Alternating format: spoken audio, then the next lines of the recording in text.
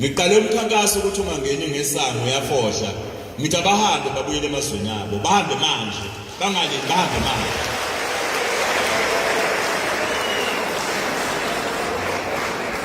Ofuna ukuba la KwaZulu-Natal akabe khona abe namaphepha amgunyazayo ngoba kuzobe kunesizathu ukuthi ingane ekhona la. Manje umkhankaso ubaqoqa namaphoyisa KwaZulu-Natal ukhona iviki neviki.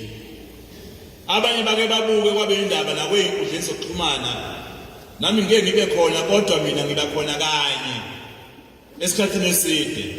Bona amaphoyisa KwaZulu-Natal ahola uLieutenant General Nhlanhla Mkhwanazi nawaka Metro aholwa uMthoni, wona anemkhankaso ekhona iviki neviki behambela indawo lasa make bathola nje ulwazi ngokwe intelligence bashona khona bahlasele khona ukuthi babanjwe labantu ukuze bathathe badeportwe babuyisele emazweni abo. Ngoba laba bantu bayinkinga kabi. Ngisho ibhedlela nasemakliniki, ngisho ezikoleni bafuna ukuthola ama services ethu mahala. Bebe lapha ngokungekho emthethweni, abanye futhi bayingxenye yobugebengu.